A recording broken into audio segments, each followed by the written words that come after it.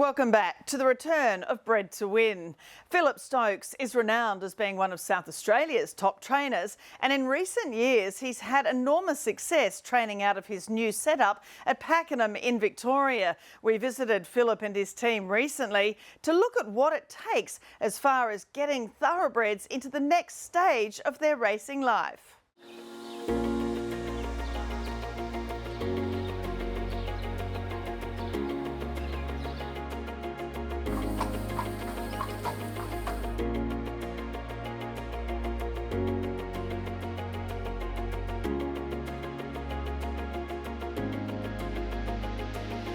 Phillip, thanks for having us here at Pakenham. It's quite an incredible racetrack in itself, and the bush track out the back with the rails is fantastic. And then you have your own property here where you have the horses in fabulous paddocks, and everything is set up for the horses to achieve the optimum on the racetrack, isn't it? Yeah, well, thank you for coming out and showcasing it for us.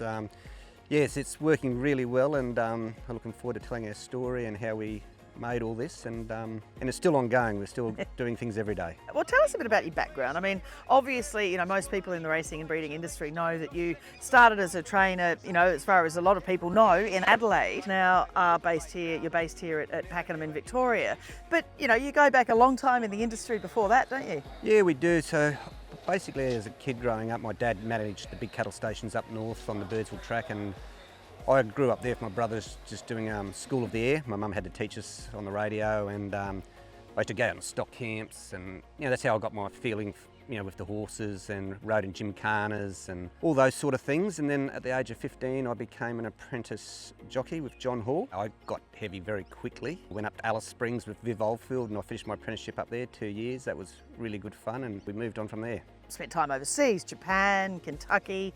Tell us a bit about some of that and the influence it's had on you now. A good friend of mine, John Woods, got me a job in Japan, working for Taiki Farm, which were a pretty big operation at the time. So I spent 10 years there all up, and I was very lucky to meet my lovely wife Ayumi, and my oldest boy Tommy was born in Japan. And it was just amazing to see how you knew they were going to be great, the way they were doing everything with their facilities, the best mares and stallions. And we were very lucky to look after a horse called Taiki Shuttle, who was the horse of the year there. And while I was in Japan, I got to travel around a bit, and I spent some time in France with John Hammond. Did another short stint in America, in Kentucky. Worked at Belmont Park with Bill Mott, and that was another eye-opener, and all those little things sort of helped forge our career and different ideas. And then Adelaide, of course, the time that you were there, you had so much success, as a leading trainer in South Australia.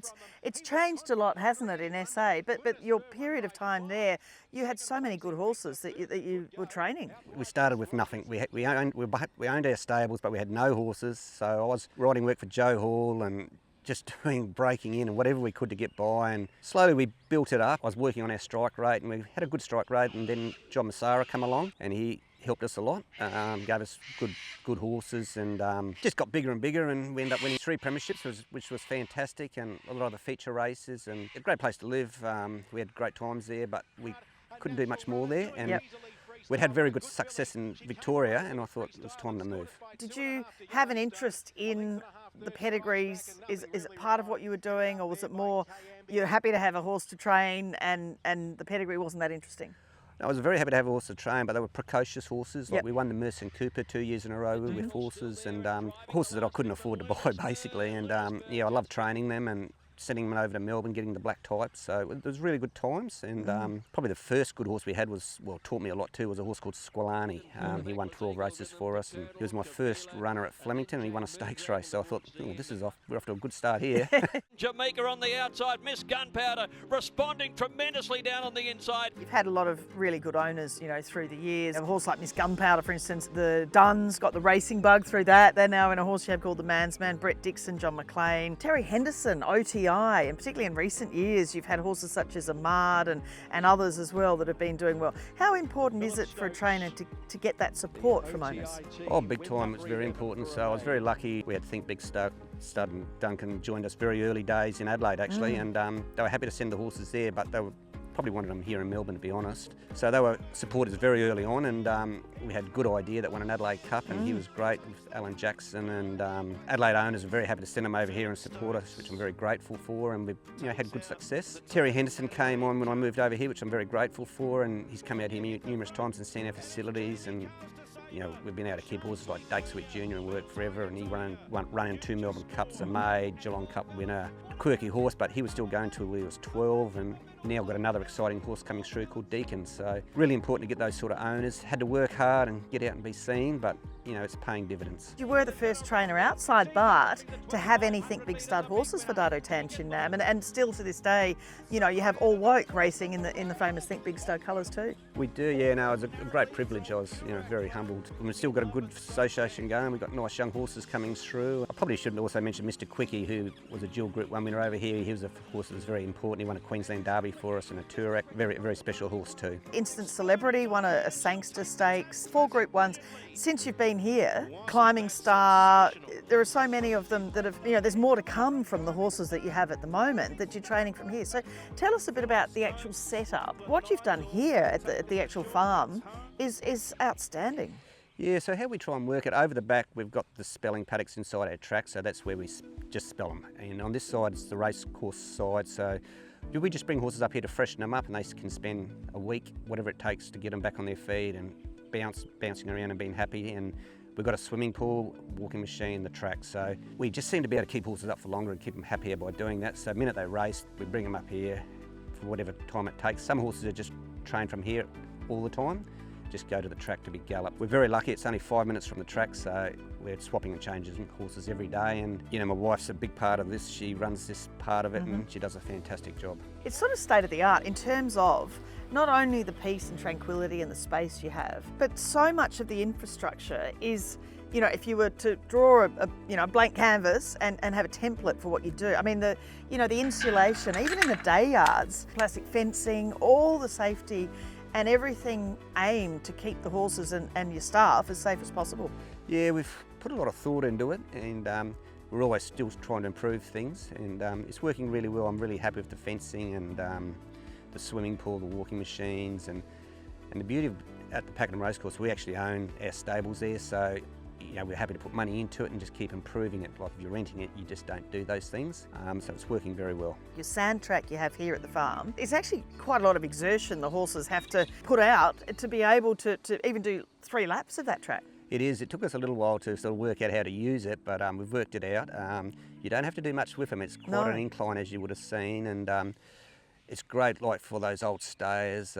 We just keep them ticking over there. They don't have to do much, and going up a hill, they're keeping the weight off their legs, and yeah, we just seem to be able to keep them up for longer. When you're buying yearlings, what is it that you're looking for? What to you is the most important thing? Basically, we start off, we just look at the individual type. We don't look at the pedigree, see if we like the horse, see how it walks. Conformation, sometimes we'll forgive things if they toe out or toe in. We say we can live with that. Overall, you want an athlete, hopefully a horse that's got a good brain too, so I've really enjoyed doing it, especially in the last few years. My son Tommy's got very involved, and he just recently done the classic sale and looked at every horse, so it's great. We can compare notes and we know what we like to look at. And then after we've done all that, we look at the pedigree.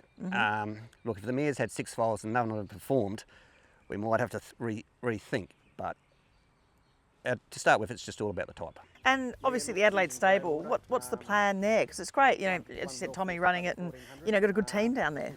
Yeah, I'm very lucky. So Tommy and my youngest son Kieran are running it, and Adam.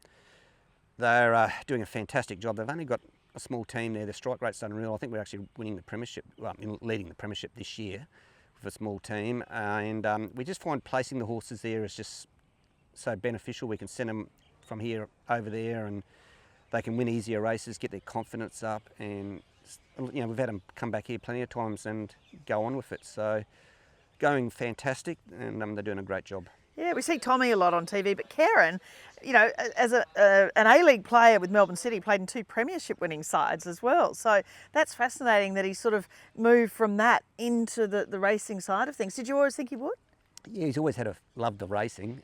He was just been so full on for his soccer, and obviously training with Melbourne City over here, which was great because he got to spend a couple of years here. It was good. We enjoyed his time, and he used to go to the races with me even in COVID when he had a chance. He really enjoyed that, and he can ride and he can do everything, but he's still playing soccer in Adelaide, but he'll start taking a more active role in the stable.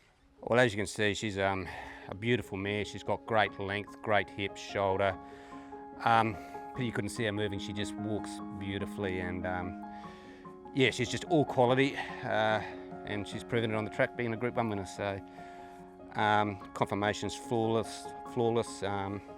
Just got that beautiful Zeusane head, you know, very smart, very intelligent. As Growing Empire is in, Stretton Angel takes the middle alley. I just love the fact, you know, horses such as Stretton Angel, Climbing Star, who won the Sangster, here they are at Pakenham in the day yards next to each other, giving each other a little bit of mutual grooming. It really is beautiful to have these horses.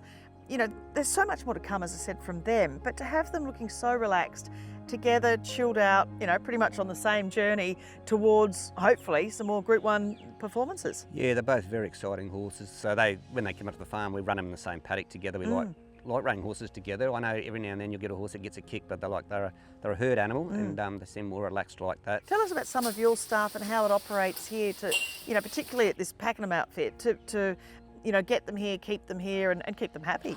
Yeah, look, it's been a bit of a process, to be honest with you. You know, when we first came out here, there was no one, no riders. I had to do a lot of it myself.